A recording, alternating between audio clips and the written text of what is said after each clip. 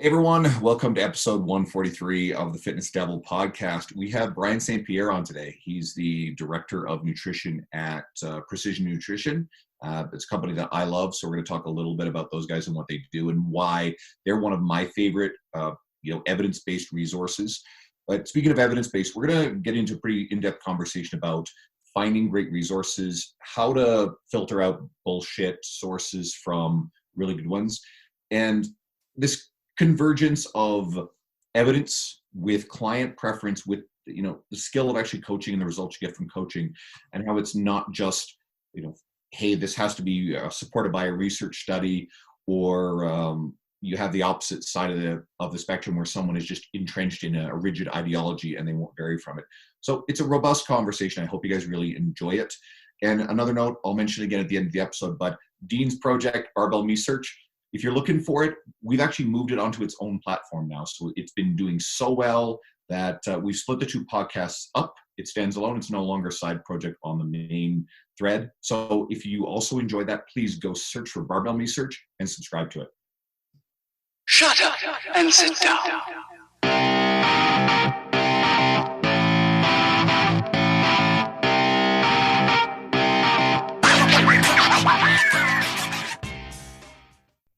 Everyone, it feels like it's been a few weeks since we've recorded a podcast, but we'll have our weekly podcast for you. Today, we have Brian St. Pierre on here. He is the Director of Nutrition from PN, Precision Nutrition. And if you've been listening, you've probably noticed that he would be the fourth semi-recent PN guest that we've had. We've had Krista Scott-Dixon, who's unbelievable. We had Craig Weller, got a ton of praise for it, and Adam Feit, who is just a really, really cool guy, all of whom we hope to return. But Brian is someone that I personally have followed and listened to for many years. I was first exposed to him on other fitness podcasts, and when PN reached out to me a while ago to want to feature some of your people, I couldn't have been more excited, and so it's really great that we've managed to schedule you here. So welcome to the podcast. Great to have you. Yeah, no, I'm excited to be here, and I got great reports from all three of those folks at PN. So they all had a blast, so I was more than happy to come on. I will give one housekeeping note, due to COVID, my three kids who are normally in school are home. So much as they know they're not supposed to come up here right now, they could roll in at any time. We'll just roll with it. But just throwing that out there to set the stage. Right? We don't use video, but if we did, Dean, other podcast, but there's this famous video on the internet where I guess this guy is giving a report and then the kids come in and one's beating a drum and then the caretaker rushes in, and that would be fantastic. But yeah, if we hear kids singing in the background, that's perfectly okay. No, that sounds great. Yeah, you might hear some stuff, but it should be okay. I was gonna say Pete Dupuy's kid came in the middle of it and was like, "Dad!" He again preemptively said, "It's funny we had all the PN people because you got good reports, so we got good reports." Craig Weller was unassumingly brilliant, and so hopefully you can. I would say I like Craig's the best, which I just didn't expect what came out of it. He was just ripping on stress for an hour straight. Of holy crap. Oh, Craig can, if you ever got an email from Craig, it's 3,000 word essay. Well, and not that I assumed he wasn't smart. Obviously he was smart, but I the depth into which we went when we didn't even mean to. We're talking about COVID, and then we end up talking about army and stress. I was like, oh my God, this is the craziest thing ever. That's awesome. He's the sort of guy that if the zombie apocalypse were happening, I really want him with me because he has a military background. This guy's you can tell he's got a place out in the country and it's pretty chill, and he wasn't overly stressed out about it. He's like, whatever happens, I'm going to be fine. That's the guy you want to be. Not to say you're not prepared. It's just he seemed super prepared. Right, he's not stressed because he pretty much knows he can handle it. So. Yeah. Well, it's amazing to have you on, and obviously, for all our listeners, you guys are tired of the whole COVID thing. I know everybody's, we're starting to see, we're in Canada, a lot of our listeners are American. We're starting to see provinces and states starting to open back up again. And, I think with that comes a bit of hope. So we exchanged some emails before we got on here. And one of the big things we're dealing with right now, and we mentioned stress and Craig, but with social media and anyone who's got a little bit too much social media, you're seeing an enormous amount of often ideological argument, and you're seeing fighting between people who are claiming on one side that anything that isn't a very specific thing is misinformation, and we're seeing social media platforms talking about censoring information, and on the other side, you get people are talking about their freedoms, and then the extreme side, we're getting a wild array of anti-vaxxers. I don't know if anyone notices that the We're not first three. touching anti-vaxxers. No. Hear me out. The first couple of weeks, people notice how all the anti-vaxxers kind of shut up when this virus got loose? Oh no, they've been loud as hell. They've been nuts. So what we've got is this battleground on social media. And most people and most of the truth is really quite in between. So I wanted to give you the floor on some of the thoughts about evaluating evidence, thinking critically about the stuff that we're being subjected to.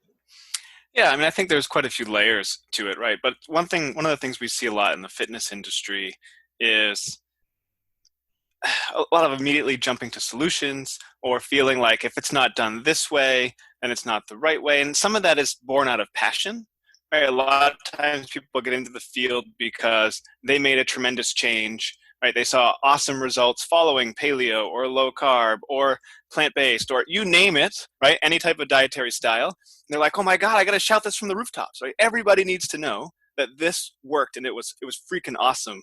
And it's got to be the best thing for everyone. And so then they get out there and they're super passionate and supportive of it. And oftentimes the unintended consequence is they try and downplay other approaches because this worked so well. Those other things can't be as beneficial because I lost 70 pounds doing this or my buddy kicked ass at this. And so it ends up making this like bias where you look at everything through this lens where you're just looking to confirm your preconceived notions. All right, so you look at evidence and it's only if it supports you, do you support it and then retweet it or repost it. And if it doesn't support it, it's so easy to just dismiss it. And you see this in way more than just nutrition. But the problem ends up being when you, as a coach, like as a consumer, sure, you can be that way because, hey, that's your body, you do what you want. But as a coach, when you're actually trying to help other people, if you only have one tool in your toolbox or you only look at things through one lens, man, you're going to be like, one, it's going to be short-sighted. Two, you're not going to be able to help nearly as many people. And three, whatever that thing was that was super popular at the moment will fade. If you've been in the field long enough, you see it's just cyclical, right? Like low carb was out, then it was back in, low fat was out. Now low fat's back in with like the whole food plant-based, eating low fat. So it ends up just becoming this every decade or so, things cycle in and out. But if you're married to one approach, like, well, then your thing's going to cycle out for a while. Whereas if you can start to evaluate things more critically, recognize that there actually isn't one right answer for everybody all the time, right? Yes, 2 + 2 = 4, but 1 + 3 = 4, and 4 + 0 = 4, right? And 5 - 1 = 4. There's many ways to get to the end result. It doesn't have to be only one particular way. So when you're evaluating evidence, it is so critically important to be intentionally looking for things that disagree with your point of view, to challenge your status quo. And the best way I can illustrate it is by telling a story. So for, many years for myself when I was a younger coach, right, I was a big believer in like eating lower carb or at least timing your carbs and doing all of these different things, right? And and I started to question that over time because I saw other people like having success with other methods. Like, well, these two things, like if other people are being successful, it's probably unlikely that this is the only way it works, but I was still like marinating in this belief and unwilling to let it go. Until, and I've told this story before, but I think it just really illustrates it. I was getting back together with my now wife, right? She was just my girlfriend at the time, and she was cooking like an Irish beef stew for me, right? So it had potatoes in it.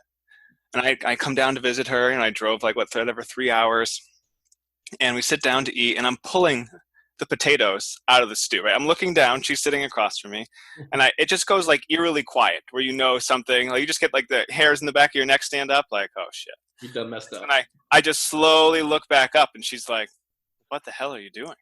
And I'm like, well, I didn't just work out, so I can't have carbs. And she's like, Brian, it's you have like half a potato in your bowl. Like, really? Like that's going to be the thing between you and making progress? And I'm, okay, I just slowly put them back in the bowl. I ate them, and then you know what happened? Nothing, right? I didn't like magically get fat. I didn't feel lethargic or tired. It wasn't like I ate a whole, sheet cake. It was half a potato or a full potato in a beef stew. And only in hindsight, I look back at that as kind of like the impetus that got me really starting to investigate that further. And I was like, well, okay. So I started talking to more of my clients and reading more things that didn't already like confirm my pre-existing beliefs.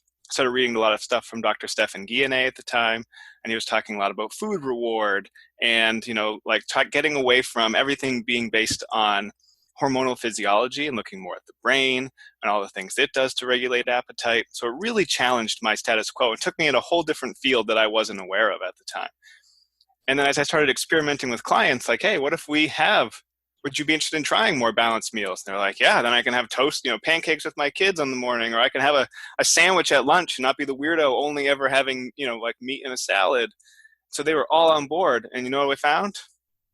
They just kept progressing, right? And for some of them preferred eating lower carb or timing it. Cool. Then then we'll roll with that. Others were like, man, this is great. I find this easier to stick to. I don't have to think as much. Or I have carbs here, but not here. And I do this there, but not there. Right, so it really got me to challenge my preconceived notions about nutrition and about the hormonal stuff going on and all of these ideas I had where it had to be a certain way of doing things. And I started to evaluate evidence differently. Like, how does this fit into the bigger picture of everything else we know, as opposed to how does this fit into what I already believe? Right? How does this fit into like this model or that model? And then you start to realize, when you look at any single study, it's just one teeny tiny piece of an enormously large puzzle. So no one study ever proves anything. No one study is ever like so earth-shattering that everything has to change. It needs to be replicated. You need to see how it fits into everything else we've already looked at and studied and think we know. So I think it's not that you need to be a researcher and know all the ins and outs of research, but all I'm suggesting is don't become swayed by any one compelling idea or study or book. You might find it interesting, might pique your curiosity, but then read something that's the exact opposite and see, well, what arguments are they presenting, right? How do these two things coexist? What are actually the common denominators amongst both of these things, right? That's one of the things I think PN has really, like one of the things we've strived to do is find that common denominator. Okay, if paleo works, if keto works, if whole food plant-based works, right? If eating balanced works, if all of these things work for different people, what do they all have in common? Right? What are the core elements that seem to work for everybody? And then there are offshoots of that work individually for different lifestyles, circumstances, preferences, goals, you name it. And so you end up finding like there are certain things that are semi-universal or pretty universal, right? Like eating mostly whole foods, getting plenty of protein. It could be animal or plant-based, but just plenty of protein, right? Generally eating vegetables. There are some simple fundamental principles that apply to everybody virtually at all times. And then you can play with some of the minutia from there, and that's okay. But when you start to recognize from an evidence perspective that there are some fundamental truths and there's lots of other stuff that we're really unsure about, then look at differing arguments and then make up your own mind, or things of that nature. So to me, it's really about intentionally challenging your preconceived notions, right? And I could argue to do the same thing in politics or religion and anything of that nature, but with nutrition in particular, which tends to fall under a very similar umbrella, people get very ideological about it. It can be super helpful to expand your perception and your horizon, so that if you are coaching people, like, hey, I understand why this person wants to eat this way. I see how this is working for them, even if it didn't fit my preconceived model. Fuck the model. What matters is the person in front of you. Are they getting the results they're looking for, right? And then help them do more of that. That's giving the name of the podcast. Model. Right? But so often coaches stick to like what should be working, as opposed to like, okay, this is the person in front of me. What is actually happening? What outcomes do I see, and how do I make adjustments based on those actual reality, as opposed to my expectations or perceptions? There's a couple of things you said in there that I thought were really worth jumping on. And we have you on here, PN, and I believe in PN.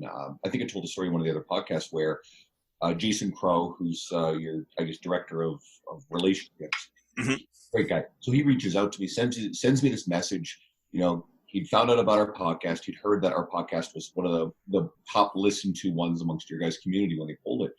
And so he introduced himself like he would have never heard of PN and told me all about it. I'm like, yo, dude, I love you guys. I have your level 1. And so PN has been one of my major go-tos as a informational resource. So for a lot of the people who are listening to this, most of us aren't going to be the ones who are digesting research and reading it. So my philosophy has always been find the authorities in the industry who have proven to be evidence-based. And again, evidence-based can get taken too far, like its own sort of cult mentality. But people who've demonstrated a willingness to shift with the evidence as it comes out. And when it comes to training, I like people like Dr. Mike Isertel, Dr. Spencer Nadolsky, Dr. Eric Helms. I keep calling him Doc.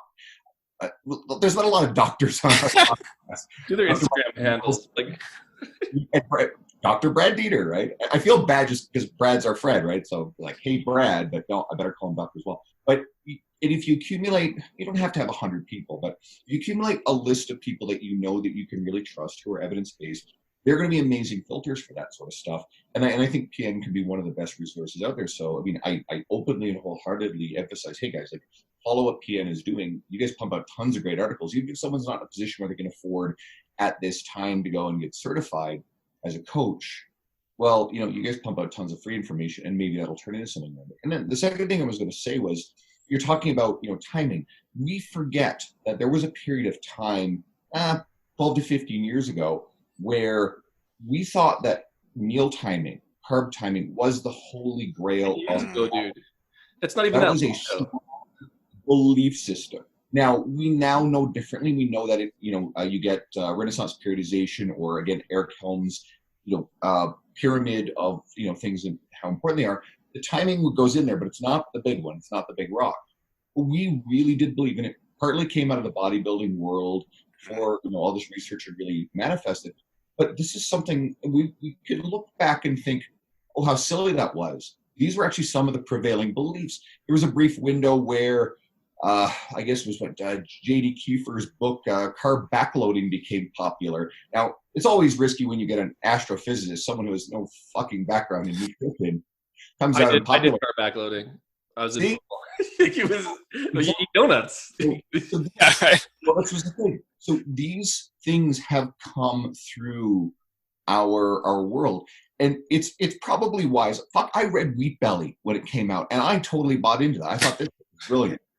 Well, I think coming out of my master thesis on wheat, so we can go down that road if you want. That's the fucked up thing, even your master's thesis. So, like, I'm buddies with Ben House, and, like, you mentioned meal timing. His whole fucking thing was on meal timing. He's like, I went through, like, 5 years of, like, researching everything, and then to figure out at the end of everything that I've, like, been learning, that it's wrong, or, like, there's, like, doesn't really make a difference. He's like, my whole world was crushed.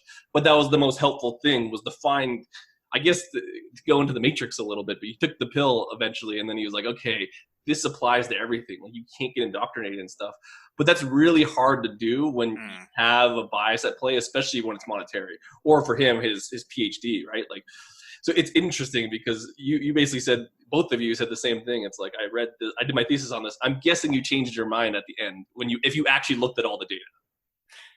Talking to me? Yeah.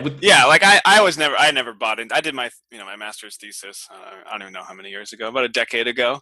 So it was before Wheat Belly like really had come out. It was like not long before, actually. And so when it came out, I was like, really? Like, this is what you're hanging your hat on? Right? It's one of those things where, could it have some minor impact? Maybe. Yeah, sure. But again, if you're talking about like the big rocks, the little pebbles in the sand, it's most likely sand for most people. If you have celiac disease, yeah, different story, right? But that's 1% of the population. So it's making mountains out of molehills. And so you got to find something new and compelling and sexy, to make a book. So it's not going to be, hey, you got to eat protein, veggies, and eat some fruits. Like, that's not going to sell. And that's what gets all the. I was going to say, we need to know about these things as they emerge, because if we're not informed, people, the everyday person, isn't like us. We often, coaches, we forget all the knowledge we have. This is bad. Your everyday end consumer will hear something sensational. It goes back to the original point, something that's a very simple black and white solution, and completely misses the nuance and the complexity of nutrition. And they say, well, that's the answer. And keto has been a great example of that. That's been very popular. Intermittent fasting has. And, a little known factor, we've talked about him before on the podcast, but like, I've seen and met the snake diet guy in person. This lunatic is from the Edmonton area, right? I'm not a big fan of him. If you met him, you wouldn't believe his thing just because he's so weird. He's a strange little dude. But his whole thing, he took Dr. Jason Fung's, fasting stuff to another exponential degree, and he developed a really very devoted, crazy following based on this extreme stuff. Because again, people like extreme stuff. Right? It's the same. Not comparing snake diet to CrossFit, but CrossFit has an extreme mentality. The problem is it works because in context, eating less calories for fucking a week, you're gonna lose weight. Right. I don't know. Novelty wears off. Yeah. Right. So that's what you end up seeing. When you look at longer term, you look at studies longer term, where you work with people long enough, but you look at like a keto study or anything along those lines, like what ends up happening, the first 3 months, people are kicking ass. And then you look at their macro intake over time and it regresses to the mean, right? The low carb people end up starting eating more balanced. The low fat, high carb people start eating fewer carbs and more, or conversely. So they end up all regressing towards each other. On average, there are outliers, right? There are people who do great, but it's generally hard to stick to, and novelty wears off, man. It's exciting. It gets you into it and interested and motivated, and there's nothing inherently wrong with that, so long as you have a plan to transition to something that's going to be more sustainable for you. Because you can't just keep jumping from one thing to the next thing to the next thing, right? That's just going to end up backfiring. That was so like I had to do a presentation in Costa Rica, and like it's funny you talk about like cycles and decades. So I did mine on high energy flux. So for anyone who's listening in like PN G flux, which like if you don't know any of these terms, it's hard to even find the research on a lot of it because high flux wasn't even a thing back then. But anyways, the long story short is like you do all this research, it works and stuff, but no one actually talks about the bad stuff of it. Like, hey, if I move a lot and I do more and I eat more, I can possibly lose weight long term, blah blah blah, whatever, or maintain it. But what happens if you break your leg and you can't walk anymore? Like that affects the whole thing. But none of these systems or diets or whatever end up talking badly about themselves, and that comes back to evaluating the evidence. I would be very wary to trust a system that didn't talk about itself and the negatives. Like there's a negative to keto, there's a negative to going just vegetarian, like even just a food selection wise, and like no one who's pushing stuff talks about that. But it's kind of nice if you find the person who does. Like, trust those people. But that's a hard thing to sell, like you said. Hey, this works, it's the best, but it also sucks. I mean, interestingly, you say that. The most popular thing we've ever written was The Cost of Getting Lean, right? Most popular piece we've ever created. It broke our site, right? Like the people, I remember the day it came out, I was trying to show someone I worked with. I'm like, oh, let's see this cool new article and infographic we made. I kept getting error messages. I'm like, what the hell's going on? Come to find out, like our servers got overloaded and it crashed. But it talks about things very similarly. Like it talks about the trade-offs to accomplish certain goals, right? To get six-pack abs. Hey, if that's your goal, great. And there can be many benefits, but there are also trade-offs, right? There can be social trade-offs. There can be physical trade-offs. It's the same thing with different dietary approaches. And I love that you're calling that out. And that's one thing I think is hugely valuable and more believable if someone's like, hey, look, going whole food plant-based has been awesome. I love it. It's led to all these benefits, but there are trade-offs, right? When I go out to dinner with my friends, it's more difficult to find meals. Like that's getting easier, right? But there are always trade-offs. And if you're not willing to talk about those trade-offs, then you're selling a false version of what's really possible, right? You're giving me only a curate. You're giving me like the Instagram version of your diet, right? It's only the curated best pictures, best angles, and not the wake up in the morning with a hangover version. Well, and so maybe this is where we go with it, because I know we're going to talk about plant-based, I think, with our thing. But so imagine like you're listening to this and like they're not, like Andrew said, I trust PN and this stuff, but I see these Instagram tags and stuff. How do people go about evaluating that and finding these things? Because like it's so enticing to look at something and believe it to be true, because it's from this dude with abs on Instagram. He's more jacked than Brian at PN. He's got the full front double bicep, and you're like, that guy's right. So like, I guess how do you get a better bullshit detector? Even if coaches do it too. Oh yeah, and I think there can be a couple different things. Like one, like what's his track record of actually coaching people or her, right? Like if they're just gotten themselves in great shape, that's still tremendous, and I tip my hat to them. But what really shows coaching skill and a believable system or methodology is have they been able to apply this to lots of different people in lots of different circumstances. And if their only feed is themselves looking super jacked and ripped, well, n=1 doesn't prove anything, right? Like they could be, I hate to say it, but they could be taking performance enhancing drugs. They can obviously use lighting and Photoshop. There's a million ways they can manipulate how they appear on the internet. But if they're showing, or if they have lots of, maybe not even before and afters, but they have lots of stories, or they have people who have vouched for getting coached by this individual and got great results, that makes them more believable, right? Have they interacted with other people in the field who also vouch for their success? And so that can be a little more difficult if someone's new on the scene. But if someone's new on the scene, not that I'm a cynic, but I always express some caution.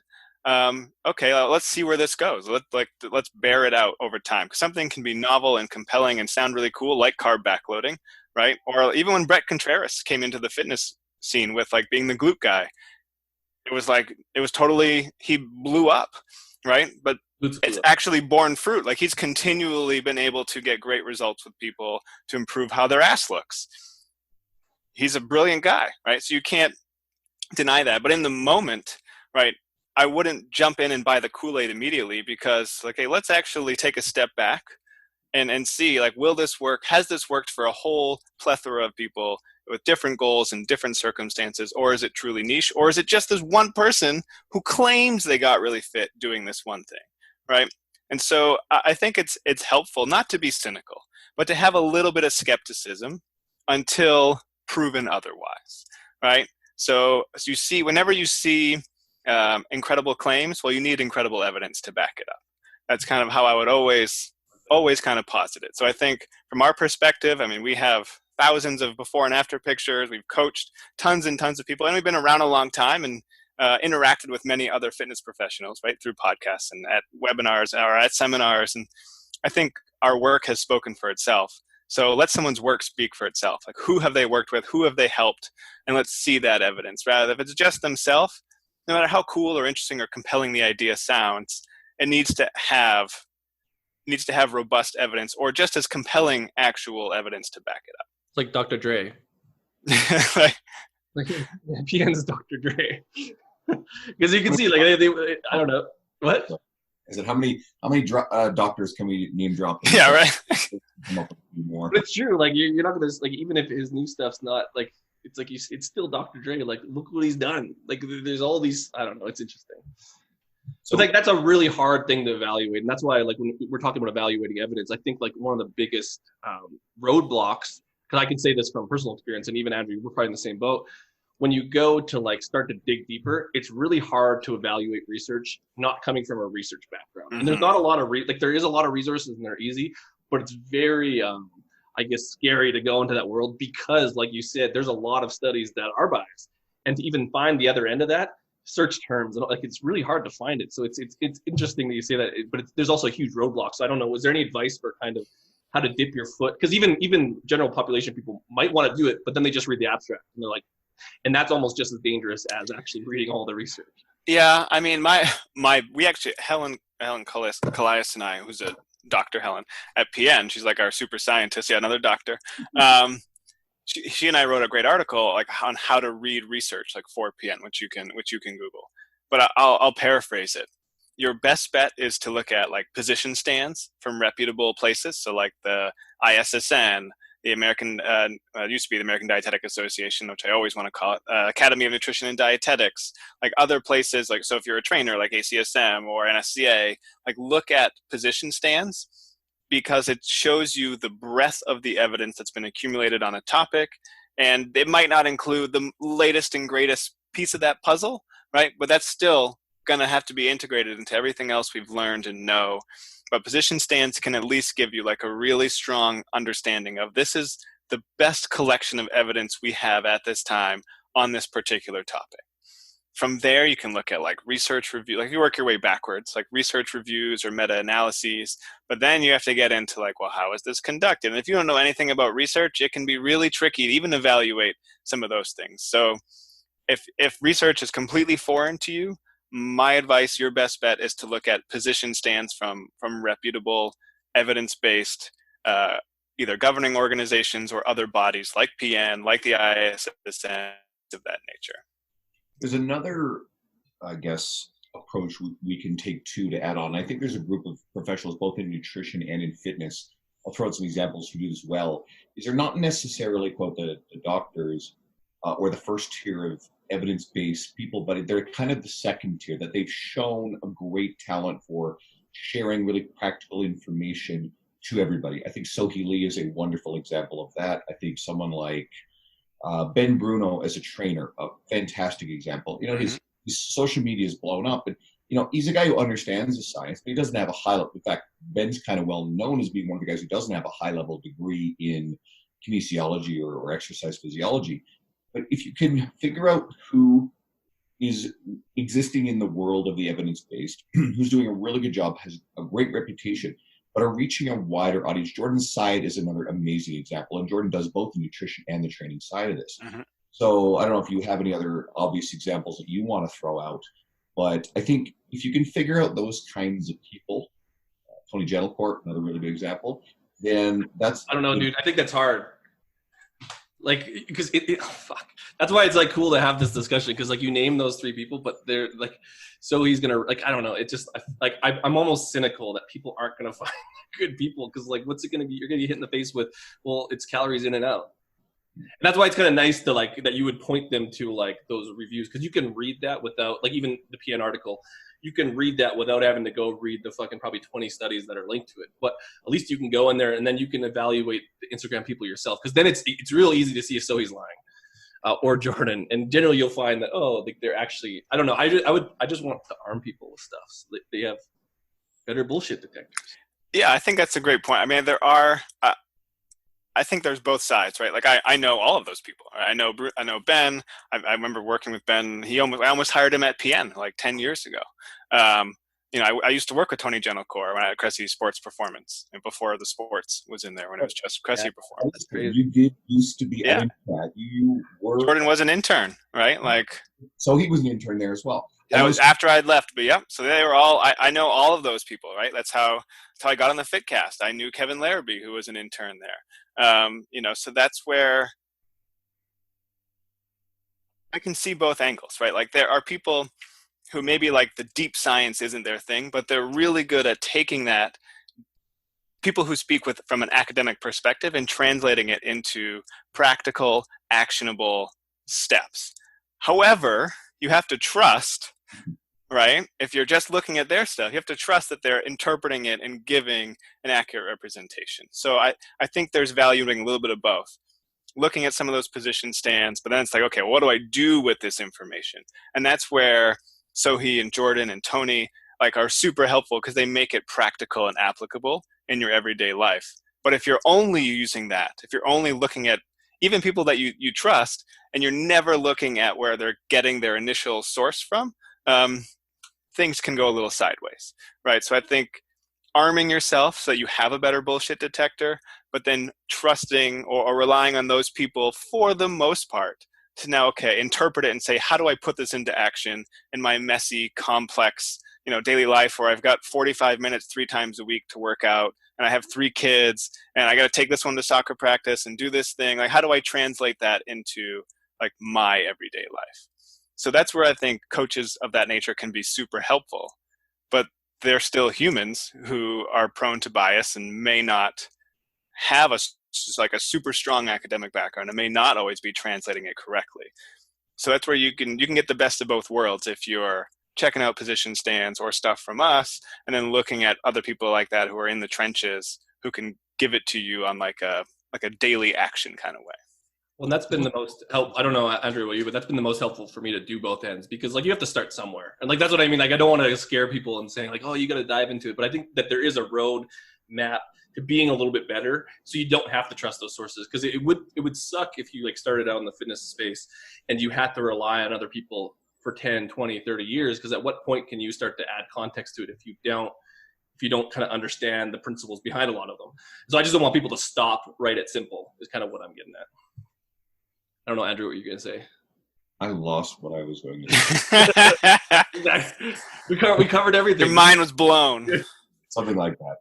I wanted to go to... I know what it was. It was along the lines of, we also have to allow for the fact that not everything has to be flawlessly evidence-based, empirical, perfect. That doesn't exist anyway. In studies. Now, that's not to validate, okay, let's completely go off the deep end on total pseudoscientific bullshit.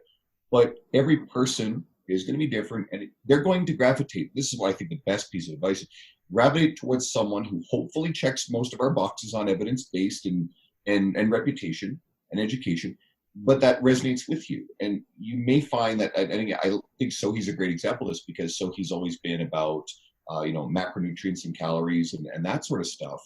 And so if someone finds that that approach is perfect for them, then she checks all those boxes for that person. Now, she also scores very, very high on the evidence-based side.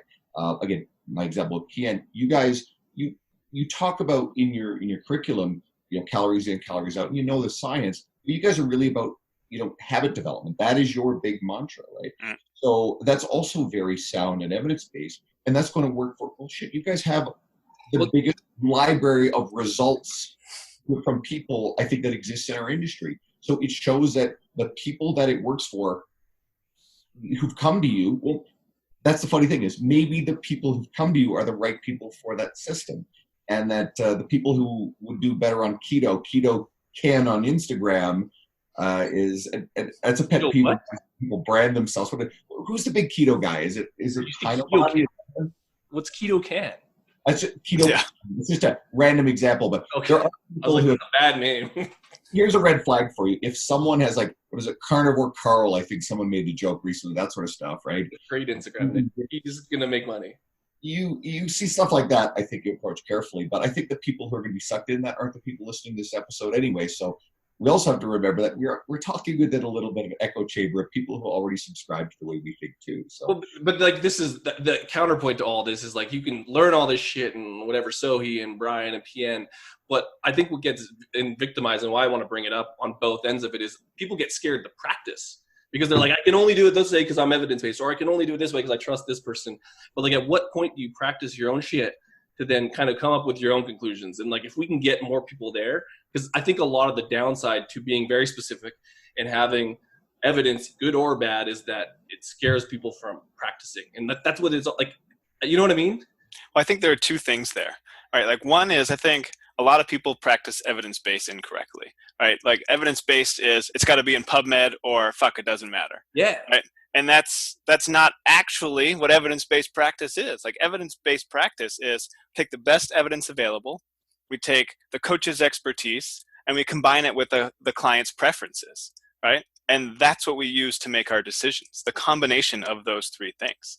It's not just, well, did this happen on PubMed? No? Well, then I got nothing for you. If that's how you coach, then you're not actually coaching, right? You're just like an academic looking at a piece of paper and hoping that research average applies to this actual individual in front of you. And that's not what evidence-based coaching should be. Well, I'm glad you said that, because I think Andrew and I you probably seen it too. It plays out on Facebook like crazy. That's why I'm sure I've never seen you dive in and Andrew stays out and I don't.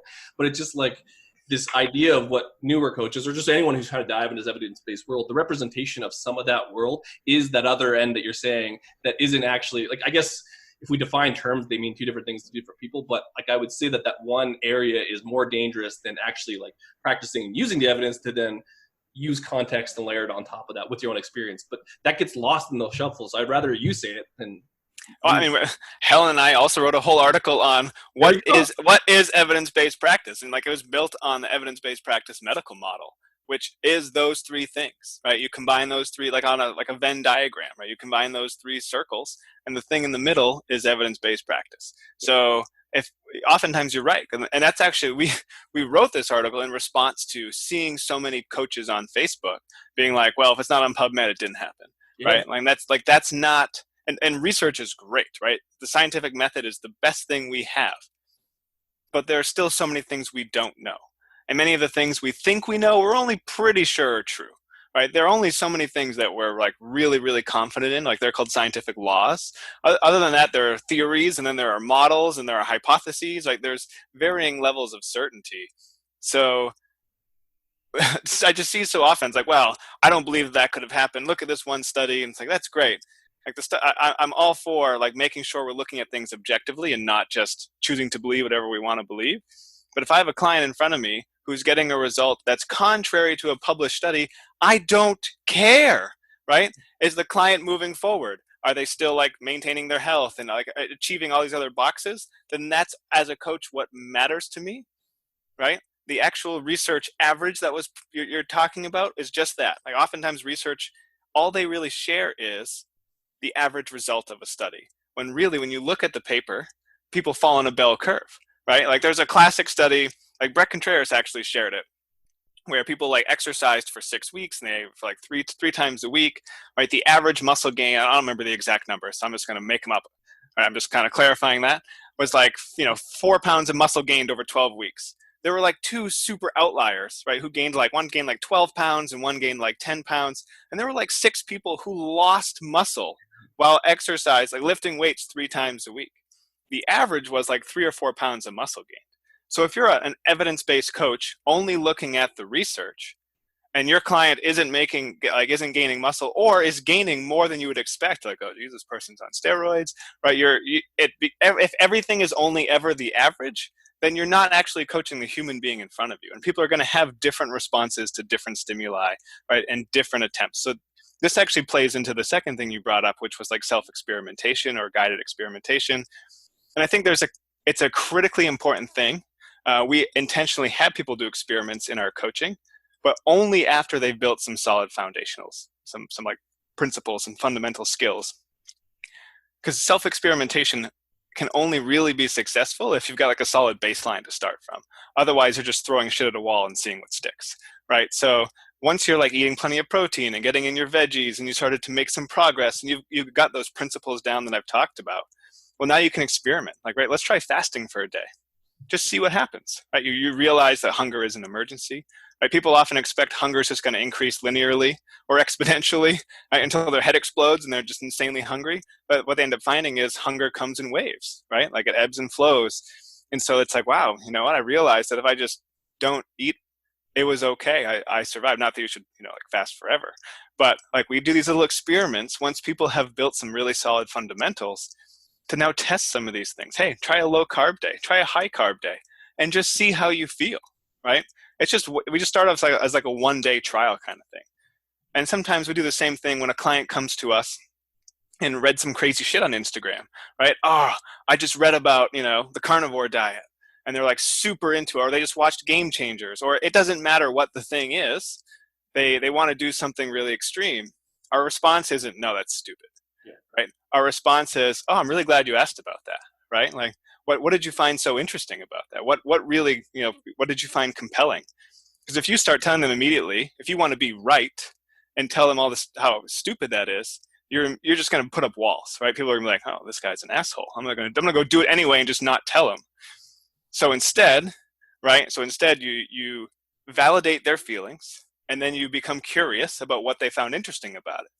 And then you talk about it. If it's something that you're like really concerned about, right? If they're diabetic and they want to do something like, extended fasting, you might be like, hey, let's, I'm glad you're interested in this. However, I'd be concerned because of X, Y, and Z. But you don't just start out with no, right? And so we do the same thing. We talk about experiments. If people come to us with wanting to try different things, hey, let's do it as an experiment, right? I do have some concerns on blah, blah, blah. But hey, let's try this for a couple of days and just use it as an experiment and see what happens, right? We'll track your energy. We'll track your sleep. We'll track your body composition. How'd you sleep? How'd you perform? Maybe you just ask some simple follow-up questions and they're like, oh, this sucked. Man, there's no way I could do this for 3 days. Or conversely, they're like, man, I loved eating this way, right? Like, cool. Well, let's change the plan. Let's try this for a little while longer and see if that continues. So I think self-experimentation is hugely valuable. It's the only way. It's also a key part of evidence-based practice because it's the client preferences portion, right? So if you're not including that, if people can't become autonomous, right? If they're not building self-autonomy and self-efficacy, then you're failing as a coach, right? If they're reliant on you forever, you're not coaching, you're a crutch. Now, they may choose to for like social reasons, right? Like they might come and train with you for years. Probably don't necessarily need your programming a whole lot anymore, but you're giving them a great social outlet. They enjoy the time together. Hey, they don't have to worry about writing their own programs, right? Nutrition should be somewhat the same thing. Like I shouldn't like need to coach most people long term, right? Really high levels, yes. No, like quote unquote normal people, but if they want it for accountability purposes, that's cool. But if I'm not building some self-autonomy and self-efficacy as a coach into my clients or helping them build those skills, then I'm not doing my job to the fullest extent. Well, I like the one thing you said. So like, this is actually like super timely. Like we have in Stronger You, so I work at Stronger You for nutrition, but we had this, Mike Toll asked this question today and it was like, what the hell was it? He's like, what do you say if a client asks you, I read in the research that counting calories has been debunked. Anyways, long story short, as I said the same shit you did. It's just like, you don't want to create an enemy. Like you should be happy that they're curious. You can build autonomy. You can do all these things and you can say your piece. But if you don't, like, if they don't have the ability to have that choice, like, again, you're not building those tools and you can let them trip on the truth. Like, that's what I call it. Like, essentially you can do this and then they're only going to actually internalize it if they figure it out. You can tell them calories matter all you want, but unless they kind of figure it out, and that's what you said with testing stuff, they might realize like, yeah, carnivore sucks. You didn't have to tell them that. You didn't create an enemy and they still ended up going to the place you wanted them generally anyways. Right. And if you shoot those things down out of the gate, well, then they're not going to keep coming to you with new ideas. Right now, your coaching relationship is going to suffer. Their outcomes will suffer. Your business will suffer. It's a lose-lose all around when you're always trying to like be right or be so evidence-based that you're trying to like be right instead of being helpful. And that's the internet too. Like when we talk about all this stuff, like you can talk about evidence-based and like all these arguments, is like, I think the largest problem, or just the biggest thing that's kind of conflicting there is like the need to be right. And that's not what science is about. The science was about, like the research was about finding stuff that doesn't work or like knocking down pins to kind of find the best answer, not who's the most right. Like, or I guess you're right and have a stance. Like that's not how it works. Yeah, it doesn't exist that way with people anyway. It's about having your clients trust you, which is, Brian, you said it 10 different ways without using that exact word. And it's funny. And I actually suspect, as you were saying all that stuff, I'm like, I've said these things for a few years for sure. I share your philosophy and I'm like, I wonder where I probably first heard that philosophy. I'm thinking to myself, maybe you were the one who probably said it first on their podcast because it just sounds so like, that's perfect. So I have a sneaky suspicion it may very well have been you the first time saying it and going, that makes a ton of sense. Because every coach who's listening, I would suspect you've had a client who came to you who has a friend who talked to them about keto. Now, if they're asking questions about keto, guess what? They're probably already doing it. Or they care. So, and with keto in particular, you have to be very careful because the people around treat keto like it's a religion. They become like missionaries about getting the other people around them to buy into their approach to validate their own choice of it. So if you then launch in and counter what's going on with someone who's bought into keto, you're putting yourself in conflict with the people in their world, in addition to all the trust breaking that we're talking about. So you have to navigate that one particularly carefully and understand how powerful it is. And I've always believed, and I've had this experience with clients who want to try keto, and my answer is, okay, I'm going to try it with you. Let's try it. And I want to be there the whole way. And then I'll softly say, if it turns out this one isn't a great fit for you, then I want to help you with finding a direction that does work for you. And go follow keto. Turn around and after a couple of weeks, when she realized, wait a second, this doesn't work. When she realized that calories matter, she's like, this is bullshit. So that's a conclusion she came to, word for word. One thing we talked about in the emails before this, and you had mentioned earlier about nutrition and regressing back to the mean, where people, they start in the extremes. There's one diet I think probably bucks that trend a little bit, and that's veganism or vegetarianism. And it's probably because it's very unique in how it's often ideologically based in a different direction. There's a moral aspect to it. So I suspect that, yeah, you get the people who jump in and do it because they watch some bullshit documentary on Netflix.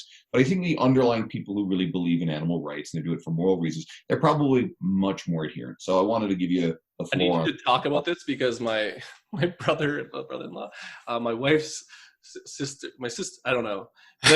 Some relative. The husband of my wife's sister, he's like, oh, did you watch Game Changers? And he always forgets that he talks about it. And every time I'm just like, yeah, like I don't want to say anything. I'm like, I'm not getting this conversation. You know what I do for work? Why are you asking me about this?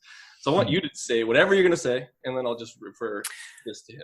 Yeah. We actually just wrote like a whole, we're calling like a definitive guide to plant-based eating, right? And we talk a lot about it falls on a spectrum or a continuum, right? Like there are people who are just plant curious, right? Who are starting to or trying to include more plants, but they're not like excluding meat yet, right? Then we're getting more interested in the idea. Maybe they're eating some tofu, but they're not like not eating any meat. And then there are like vegetarians. Then you can get all the way to people who are fully plant-based. Maybe not call themselves vegans, right? Because vegan has a whole other set of like lifestyle obligations of no animal products whatsoever.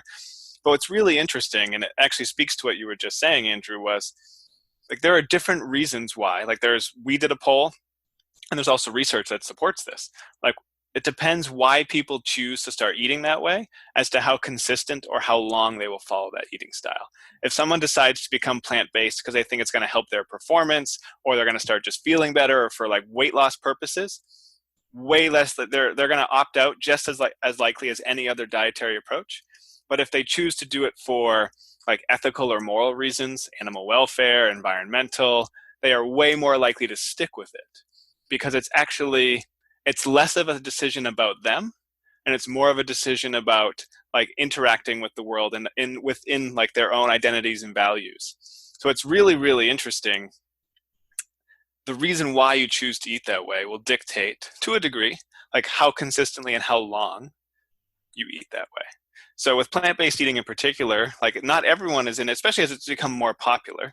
5 years ago, the vast majority, or maybe even 10 years ago, the vast majority were for moral or ethical reasons.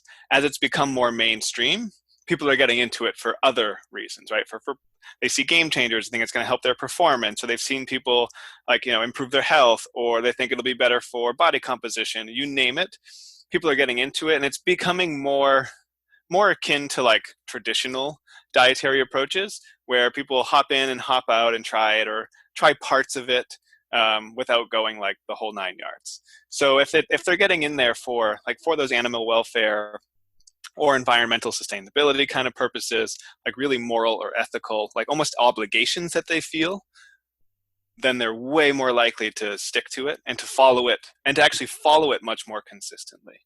Right? And when they look at the research on people who identify as vegetarians or vegans, and then how many of them actually follow it really strictly, it's actually a huge drop. It's like 9% of, like, they look at different countries, like, claim to be vegetarians, only 2% follow it really, really strictly. Because, people are generally more flexible. Like, I went to a birthday party and I had a steak, right? Like, I went somewhere and I had some fish, or they tend to be a little more flexible, unless it's for purely like moral or ethical obligations. And I think for a lot of people that ends up allowing you to do it more sustainably if you have some of that flexibility, right? Because sometimes you can't always control the food that's available to you. And there's a great story, like Ryan Andrews, who worked at PN for like a decade and actually helped us on this book, because he's been a fully plant-based eater for 10, 12, 15 years. He tells this great story of how he went to Africa, like do some, because Ryan's very much got into it for moral and ethical reasons. He went to Africa for like a volunteering effort, and he was doing some work out there. And this woman offered him like 2 eggs. I think they were cooked in some way, which was like a huge offering, right? A hugely valuable food source. And he felt really conflicted, but chose not to accept the gift and not to eat them. And she was like offended. He's like, and years later, he's like, man, I still don't know what I should have done. And this was like maybe 5 years ago. I'm like, what would have been the harm in eating them? He's like, they were already there, right? You didn't harm the chicken. They were already cooked. He's like, he came around to, like, years after we had this conversation, because he like just thought about it and didn't really answer the question. It's like, I should have just eaten the eggs. Like, in hindsight, he's like, but I was so into the identity of being vegan that I couldn't accept this woman's like insanely generous gift of 2 eggs, because it went against like my personal identity, as opposed to being like a gracious guest, right? And saying like, oh my goodness, thank you so much. It was an enormous offer.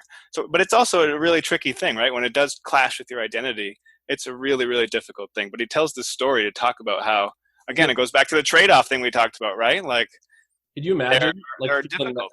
Could you imagine feeling that bad about it for years? Oh yeah. Sends you a random text. Like we were at a dinner in Toronto, for PN, but it was it was a great story. And it was just like, he just felt so conflicted with his identities and values of being a vegan and also just being like a gracious person. And he was out there volunteering and just felt like he couldn't accept the gift because they were eggs. And it was just a really interesting conundrum. Like, and you start to understand, like when you talked about there are pros and cons to every approach, like that was a big trade-off and it stuck with him for years, right?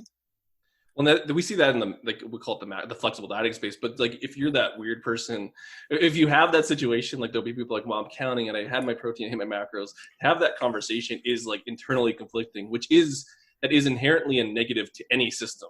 And I don't know. I don't know what the solution is. Like a lot of times, depending on where they're at in the motivation cycle, they might have to just be weird, but at the same time, they have to get over that at some point, because I just don't think it's sustainable. Like, and maybe it is. There's some people, but like generally, I don't know if being weird your whole life is helpful.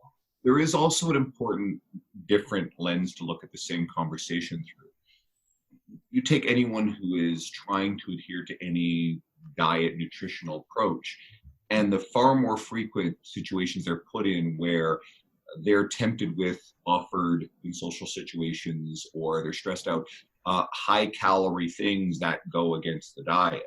So on this very, very small example, we have someone who's worried about offending someone for breaking veganism, but far more often the same example is probably the ease with which people break the rules when they're tired at the end of the day or they're out in a social situation. They find excuses to, quote, cheat on their diets. And setting aside the language of dieting and cheating, and those things are obviously charged anyway.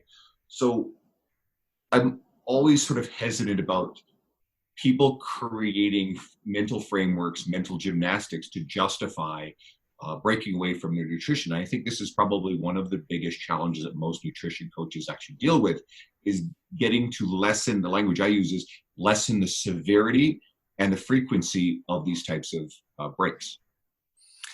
Well, I think a big part of it is getting people to create better mental models, right? And get away from always having to rely on all these external rules and guidelines, right? Where it's like, and that's one of the things, like, I think people have thought of PN as like anti-counting macros, and that's not actually true. We just believe in it for certain people for certain goals.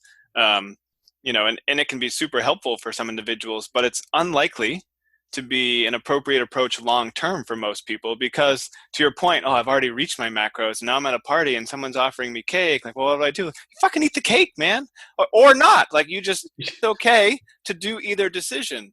It's okay to have a slice of cake and then not hit your numbers for the day. Like, unless you're getting paid for a certain physical performance or physical outcome, it's okay, right? And that's where I think the cost of getting lean like really struck home for a lot of people, is it helped you see like, okay, this is the body I want to have. These are the trade-offs I need to make, right? For a bodybuilder to step on stage, they have to make enormous trade-offs. For an everyday person to look better and feel better, you still have to make some trade-offs, right? You're not going to like eat cake for lunch, but you don't have to make as many trade-offs as someone stepping on the stage in their underwear.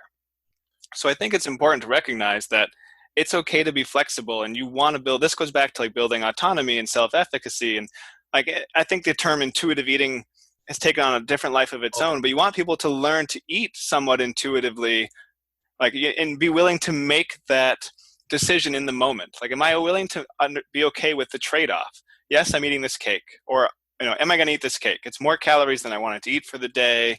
Like, but it's also giving me a great social outlet. I'm having fun with friends. Like, there are other determinants of health other than purely physical, right? Mental and emotional and social, relational and existential. You can go on and on. Like, if this is giving me a big up in the social department and a really, really small decrease in the physical department for one day, right? For one meal, like that can be a very okay trade-off. Well, and so we had Gabby Fendero and Shannon Deep. Anyways, they're into this new comprehensive model, but part of it was defining terms with intuitive eating and health at any size. But it was like, there's the terminology that people think is intuitive eating, which ends up being the movement. Like, it's the movement of intuitive eating, and that's where you get camps. And then there's the actual tool of intuitive eating, and both get confused. And I think that goes with veganism or whatever. Like, if you can get to that point where you can see it as a tool and not this ideological movement, then you can start to like make a choice. And then they're autonomous, because it's like, well, I'm going to do this, but then I'm going to do this after because of this.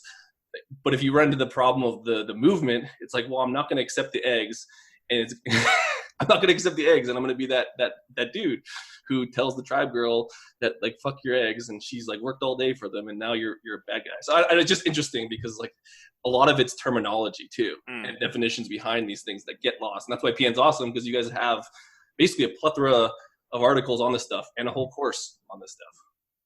Yeah, I mean, we try to get people to transition to, and like forget about some of the terminology, right? Like external guidelines can be great, but they're like training wheels. Eventually, you need to learn how to balance the bike without the training wheels, right? And so that's what I think of as like eating intuitively. It may not be like intuitive eating trademarked, right? But it's eating intuitively. Like I've internalized some of these things, but even beyond internalizing like some of the external guidelines, like I'm making choices in the moment that fit my short-term and long-term goals and needs. And that can be, and those needs are not just physical, right? So if you have a great body and a small life, like that's not the probably ideal outcome to succeed long term. So even with a great body, like even if your focus is purely physical, if you're only focusing on the physical, it's going to end up backfiring on you physically. So I think one of the things we try to teach people is to look at what we call deep health, right? Where you're weighing things through different lenses or with different scales. Like, and that's why I was talking about, like, yeah, this is maybe not ideal for me physically, right? But it's okay. I'm having a great time with friends. I'm doing it reasonably and slowly. Like if you're just constantly like insanely indulging and like and binging, like that's a different conversation. But if you're doing it safely and sanely, like, hey, I'm going to eat this piece of cake. I'm going to enjoy it. Cool. And then I just move on, right? I'm not having guilt over the cake. I'm not having 4 more pieces of cake. That's not what we're talking about, right? It's doing it in a reasonable, enjoyable manner. Like it's just one piece of cake, dude. It's not going to make or break anything or anybody. But it could start an argument at the beginning. but it could do that. And then you'll feel bad for 3 years until you're like, you text your buddy who made the cake, like, I'm so sorry, I should have ate the cake. Just like make me a piece, I'll eat it today. It's been really incredible having you on. This has been probably the best nutrition episode I think we've ever done. We don't tend to go too heavy on nutrition in individual episodes, but it's often a theme in here. But there's a few more things I figure we could throw out there. And it's funny, it got me thinking about, we've talked a lot about PN, and people are probably thinking, oh, we're just pushing PN, but we talk about things that we believe in, right? Dean has PN, I have PN. I'm doing it again because you guys gave me another go round to try the revamp. You're so stupid. You need to do it again. But to give you an idea of how influential reading PN articles early on in my career and I know I said this once before. There was an article where you guys talked about 6 books that were if you remember, because I was trying to remember the exact 6, and I have one of them in my hand. It was the first book that I really got into years and years ago that started me on this path. And anyone who's listened to us for a long time knows that I'm obsessed with reading. I probably go through about 80 books a year, a lot of them audio. So I have in my hand Switch by Chip and Dan Heath, and that was one of the big 6. So, and I'm trying to remember the other ones. I feel like I'm trying to guess. I feel like Man's Search for Meaning is kind of one of them. But if you could recall, what I know that motivational interviews, what were those 6 books? Well, obviously Game of Thrones, Harry Potter, like the Fire. Oh, I read all those. Yes. All 6 Harry Potter books. Yeah, boy, let's see if I remember. There was like definitely, what was it? How to Win Friends and Influence People. Was that on the list? That was awesome. Boy, I'm trying to remember them all now. Switch was definitely one. We've had a couple articles about it. That's why I'm trying to remember. Like, boy, I've got it. Okay, so 7 Principles of How, like the Stephen Covey book. I've got it actually. I pulled it up. So there you go. It's funny. Maybe it doesn't seem to have a Switch on that list. So maybe there's 2 lists. One says both wrong. Okay, so The Power of Less by Leo Babauta, which Yep. Motivational Interviewing, Crucial Conversations, amazing book. The Blackmail Diet. So this must be a different article. Oh, Switch is number 3. I'm looking right at it. Switch by Chip and Dan Heath. Influenced by Robert Cialdini was definitely one of them. Yep. I think there's 2 different articles somewhere. Oh, it's very possible. Yeah. Let me see. We have an insane number of articles. So yeah, I'm looking at and this is an old list. I mean, this list is probably, this predates my time at PN, and I've been at PN for 8 years. So yeah, but this is, I mean, like motivational interviewing, I would actually change that to reading motivational interviewing in nutrition and fitness. It's a way more accessible version versus like the MI textbook. I mean, you're reading a textbook on like a counseling technique. It is not necessarily an easy read for most people, but a much more applicable book would be motivational interviewing in nutrition and fitness. I mean, anything by the Heath brothers, I find to be, hugely helpful. Crucial Conversations is always a good read to me. They do great workshops. So even if you're not a big reader, they have some really great workshops you can attend where you can actually like do the crucial conversations and practice them. So that's hugely helpful. Yeah, I've never even read The Black Male Diet. I don't even know if you can find it anywhere. I think that's the one that was always noted on the list, is like it's impossible to find. It's out of print.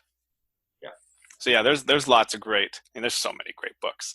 But yeah, sorry, where were you going with that? I didn't mean to cut you off. He basically wants to recommend Switch. He likes he's recommended every book in the history that you probably ever read. So fundamentally easy to digest book about helping people with behavior change, and that's at the essence of all this stuff. You can know the science of nutrition all you want, but it goes back to that I truly believe in PN as an organization, as a product, as people. It's why you guys are on here.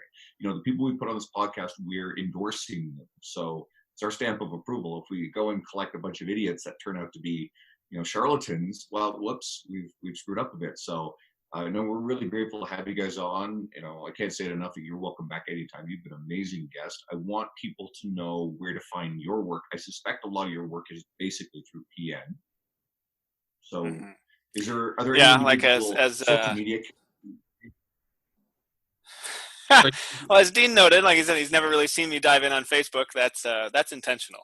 I'm intentionally like not marinating in social media, right? I have 3 young kids. My wife has her own business. I work full time. I choose to not spend my spare time in social media, which is just, that's a conscious choice after. I mean, I was in college when Facebook came out, when it was the Facebook and it was just for college students, right? So I spent like 2 years, you just on Facebook, the Facebook all the time. And I was like, man, this is a life suck, right? It was just, I was constantly on the computer. Like I could just be out actually talking to people. So ever since then, I've been very hesitant to like dive down the rabbit hole of social media. So yeah, you won't really see me much on there. I don't blog much. I have my own website, but I don't think I've blogged on it in like 4 years.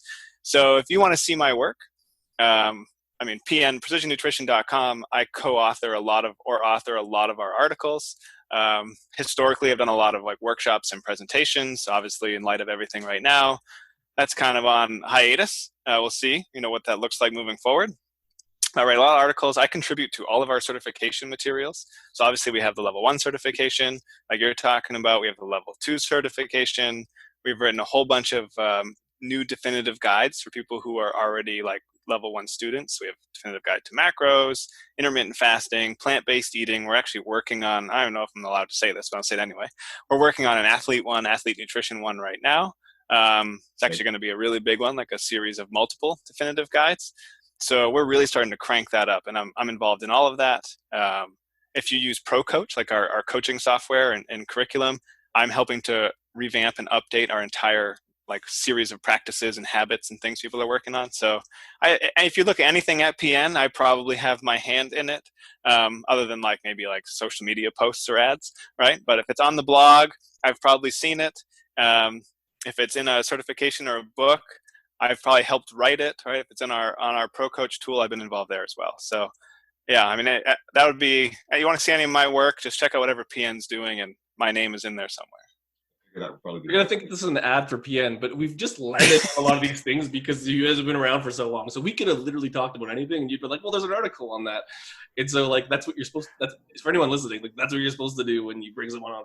So anyways, it's funny because you literally don't have Instagram. And you're like, no, please go to PN because I don't have Instagram. You're being serious. Right? I technically, like, have an account, but I actually created an account because I was doing an Instagram Live with Ben Bruno, and I've screwed it up royally. Like I'd never been on Instagram on my phone. So I was trying to do it from my desktop and it wasn't working. Then I had to like get the app, and we were like 20 minutes late because of me. Like, so I had to get Instagram for that purpose. Did you get followers? But other than that, How many followers? I have no idea. No, you don't even know. Probably 12. I don't think I've ever posted anything. Ben Bruno has a big following. You might have. Oh yeah. I was trying to. The reason why I bring it up is because I was trying to find you on Instagram. I'm like, what? I was like, what the hell? I just never thought to check it, and I was like, he's literally not on there. Anyone listening to this, and we tag some stuff that you won't have any shares on Instagram. But we'll share this all over our social media, and I'm going to send Jason these links to this. We're going to actually have this up today, so the listeners probably be getting this a couple hours after we've actually recorded it. We really appreciate you taking the time to come talk to us. This was really cool. Yeah, no, I had a great time. I'll come back anytime. This was fun. You're the first person in the last 8 weeks to not bring up Black Swan and get Andrew on a rant. I'm leaving it with that. Right? So no, we're not going there. There's another thing to our listeners too, and obviously is a big thank you for continuing to listen. I know that not everybody's doing as much driving around. That's probably going to start to ease up a little bit, but thanks for staying tuned in. And so we actually did something too. Dean for quite a while has had a side project on here called Barbell Me Search that we had on the main download stream. So we've decided that that's taken on such a life of its own that Dean has taken it onto its separate stream. So now if you have been a subscriber and you've been listening to both, go subscribe to that. It's now going to be separate, where Dean has brought our friend Jeb Johnston on as his co-host. And so the guys are going to explore the stuff that they're more specifically interested in. And this feed will just be the Fitness Devil podcast and the same group of great and new guests that we've been doing for the last 2.5 years. So thanks for being a regular listener. See you guys. Shut up and sit down.